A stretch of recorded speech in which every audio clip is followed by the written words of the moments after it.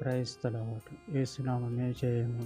మన రక్షకుడు మన విమోచకుడైన యేసుక్రీస్తు అతి పరిశుద్ధమైన నామంలో అందరికీ వందనాలు. చిన్న ప్రార్థన ద్వారా రాత్రికాల వాక్య భాగం ధ్యానించుకుందాము.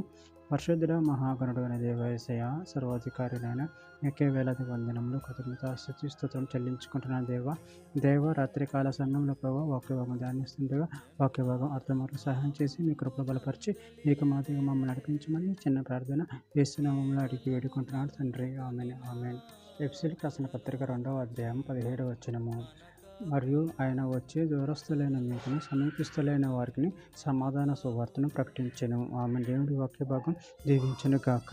ప్రభునందు ప్రియులారా, ఇక్కడ వాక్య భాగాన్ని గమనించినట్లయితే, మరియు ఆయన వచ్చి దూరస్తులైన మీకును సమీపస్తులైన వారికి సమాధాన సువార్తను ప్రకటించెను.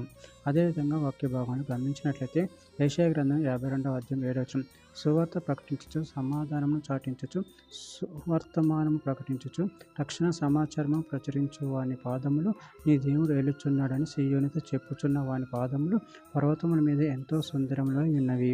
మత్తయి సువార్త 10వ అధ్యాయం 13వ వచనం, ఆ ఇల్లు యోగ్యమైనదైతే మీ సమాధానము దాని మీదకి వచ్చును, అది అయోగ్యమైనదైతే మీ సమాధానం మీకు తిరిగి వచ్చును.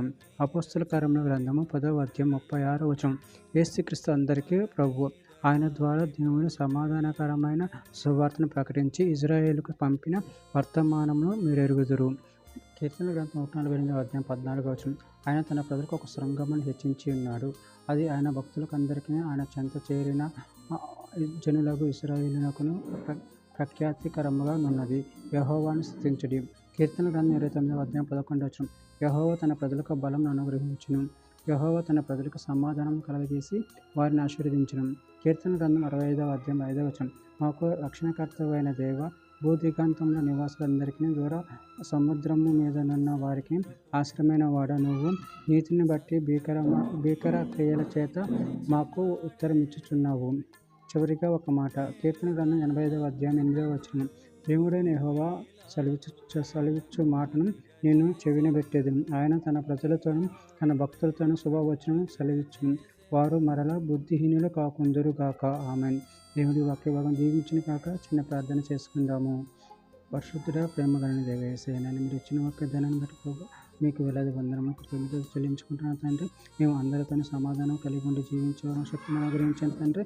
మీరే సమీపస్తులుగా దూరస్తులుగా మాకు సమాధానం అనుగ్రహించి దేవుడే ఉన్నట్లు దాన్ని బట్టి ప్రభావం కృతజ్ఞతలు చెల్లించుకుంటూ మీ ప్రేమ కృప మమ్మల్ని నిరంతరం కాచి కాబట్టి మేము మహిమార్థం మమ్మల్ని ఆడుకోమని చిన్న ప్రార్థన యేసు నామములో అడిగి వేడుకుంటున్నాను తండ్రి. ఆమేన్ ఆమేన్ ఆమేన్.